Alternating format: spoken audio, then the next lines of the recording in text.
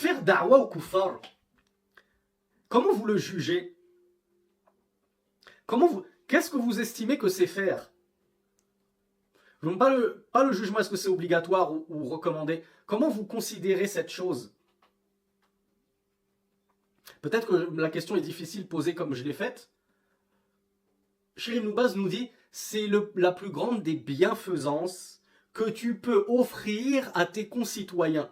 Toi, en faisant da'wa à ton voisin, à ta voisine, tu ne peux pas lui faire de cadeau plus précieux. Qu'est-ce qui est mieux que tu lui offres une shorba avec du mouton bien gras à l'intérieur, sachant que ton voisin en plus, il est pauvre, il n'a pas beaucoup d'argent, il a du mal à manger de la viande tous les jours. Qu'est-ce qui est mieux de lui offrir une shorba ou de l'inviter à l'islam, de lui proposer l'islam?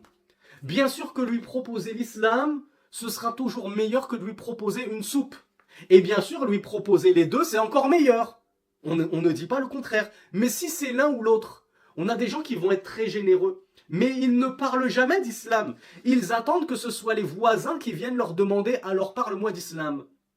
Mais je vous le dis parce que c'est dans ma propre famille et dans ma propre belle famille, et peut-être que vous aussi vous avez ça dans vos familles et belles familles, on a des gens qui vont épouser des hommes, par exemple, qui vont épouser des non-musulmanes, et ils attendent que ce soit leurs femmes qui leur disent « allez, parle-moi un peu d'islam. Pourquoi tu jeûnes? Pourquoi tu pries?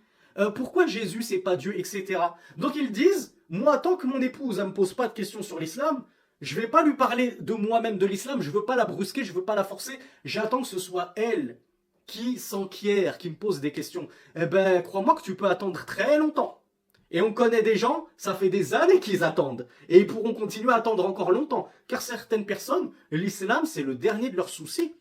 Parce que de base, la religion, c'est le dernier de leurs soucis. Oui, ils se sont mariés avec une fille qui se dit chrétienne, mais en fait, quand tu lui poses des questions sur sa religion, elle-même, elle est dans les choux de Bruxelles. Tu lui dis, cite-moi les prénoms des trois rois mages, et ça, c'est un fait véridique que je vous cite, elle part dans la cuisine s'enfermer pour googliser, et elle fait semblant, je suis parti boire de l'eau, je sais plus quelle excuse elle nous a sorti. Et puis elle revient, ah au fait, tu m'avais questionné sur les trois mages, ça y est, je m'en suis souvenu, c'est Gaspard, Balthazar et j'ai oublié le troisième. Donc tout ça pour dire, une personne qui déjà de base ne s'intéresse pas en réalité à sa religion, à son christianisme, à son judaïsme, tu crois qu'elle va s'intéresser à ta religion à toi? Donc le plus grand et le plus beau des cadeaux que tu puisses lui faire, c'est pas une bague, c'est pas des vêtements, c'est pas de la nourriture, c'est une invitation à l'islam. Pourquoi à votre avis? Alors on dit que c'est Melchior. Gaspard, Balthazar et Melchior. Pourquoi le plus beau cadeau, c'est l'islam? Bah oui, Qalbi nous dit, mais c'est parce que c'est son ticket de sortie de l'enfer. C'est son ticket pour le paradis.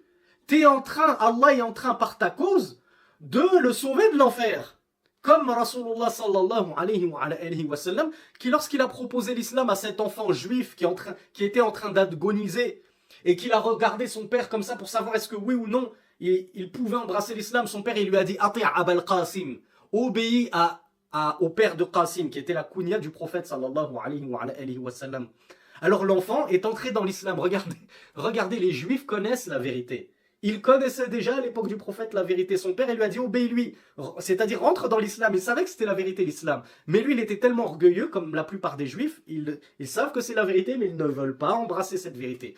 Mais il a dit à son fils obéis-lui. Alors le fils a fait sa shahada, qui était un enfant juif, qui s'est donc converti, et il est mort à la suite de sa conversion.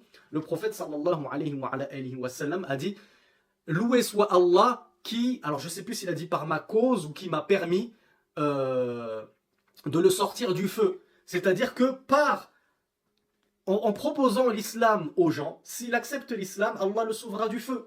Et ce sera le paradis éternel pour lui. Donc bien entendu que le paradis, ça vaut tous les plats que tu pourras lui faire, tous les bijoux, toutes les sadaqas en argent que tu lui donnes, etc., etc.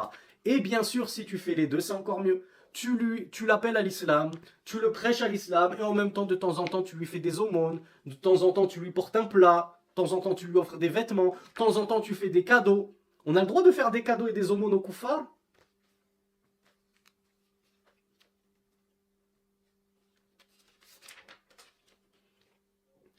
Oui, on a le droit tant que c'est pas une aumône obligatoire. Bravo Balqis. Donc zakatul mal, je le donne pas à un kafir. Zakatul fitr, je la donne pas à un kafir. C'est réservé aux musulmans. Les aumônes surérogatoires, il n'y a pas de mal.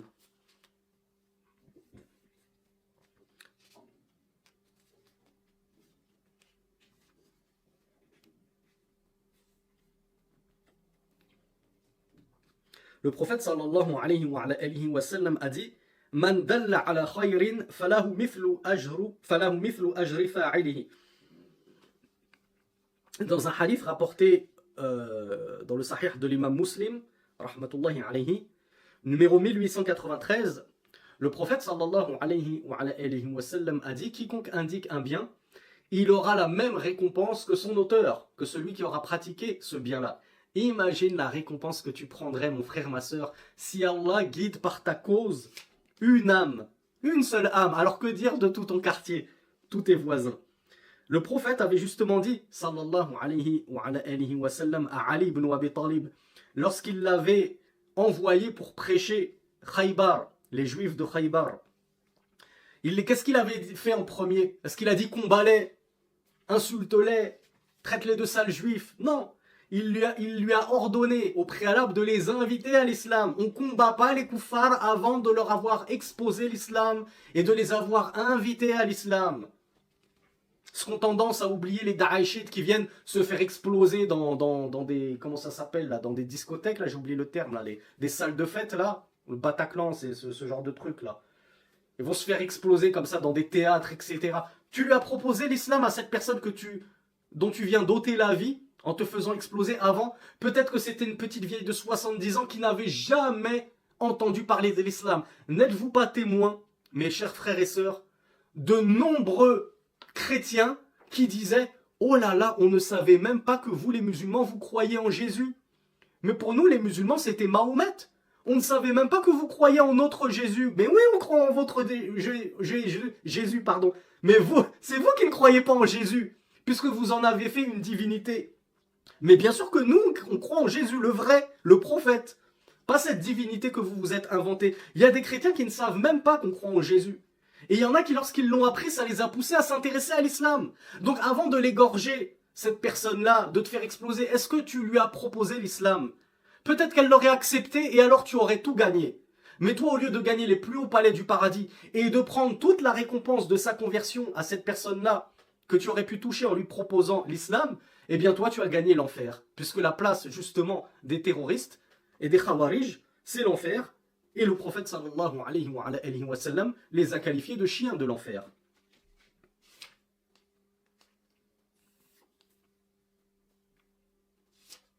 Donc le prophète sallallahu alayhi wa sallam, lorsqu'il envoya Ali ibn Abi Talib pour appeler les juifs à l'islam, les inviter à l'islam, c'est le premier devoir du musulman. Il lui a dit فَوَاللَّهِ لَأَنْ يَهْدِيَ اللَّهُ بِكَ رَجُلًا خَيْرٌ لَكَ مِنْ حُمْرُ النَّعَمِ. Le hadith, il est unanimement authentique. Pour la référence, c'est Al-Bukhari numéro 3701 et Muslim numéro 2406. Le prophète sallallahu alayhi wa sallam a dit à Ali, par Allah, qu'Allah guide par toi, c'est-à-dire par ta cause, un homme, un seul homme, cela te sera meilleur que Humrun Na'am. Est-ce que vous savez ce que c'est que Humrun Na'am? Et oui, Ahmed Ramadan nous dit, est-ce que ça nous concerne aussi? Oui, ça concerne tout le monde. Bravo. Humrun Na'am, ce sont les chamelles rousses. Pourquoi est-ce que Rasulullah sallallahu alayhi wa sallam a parlé de chamelles rousses? Ben, tout simplement parce que c'était une expression arabe connue des Arabes. Les chamelles rousses, on les citait en exemple pour parler de l'immense richesse d'une personne. Pour dire cette personne, elle est très riche, on disait cette personne, elle possède des chamelles rousses. Les chamelles rousses, pardon, c'était le bien le plus précieux. C'est l'équivalent de ce qu'on a aujourd'hui de Lamborghini, Ferrari, Porsche, etc.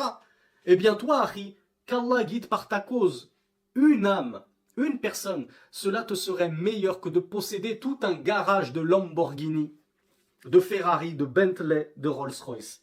Et tu sais à quel point tu aimerais l'avoir ce garage-là, mon frère. Eh bien, dis-toi que qu'Allah guide par ta cause une personne, cela te serait meilleur que cela. Donc imagine-toi la récompense immense qui t'attend à faire da'wa. Qu'est-ce que tu as à te priver de faire da'wa? Ta propre femme, tu lui fais pas da'wa. Ta propre femme, tu lui parles même pas d'islam. Subhanallah. Elle va rester dans son coufle, dans sa chrétienté, jusqu'à sa mort. Tu attends quoi pour lui faire da'wa, qu'elle soit agonisante à l'hôpital, pour lui dire, bon, il serait temps que tu te convertisses, ma chérie. Ça fait 20 ans, 30 ans qu'on est mariés. Parce que je comprends pas les gens qui se complaisent à rester avec des mécréants tout en connaissant leur destination finale. Si vraiment tu aimais cette personne comme tu le prétends, comment se fait-il que tu ne mets pas tout en œuvre pour la sortir de ce gouffre sans fond dans lequel elle s'enfonce et elle est plongée?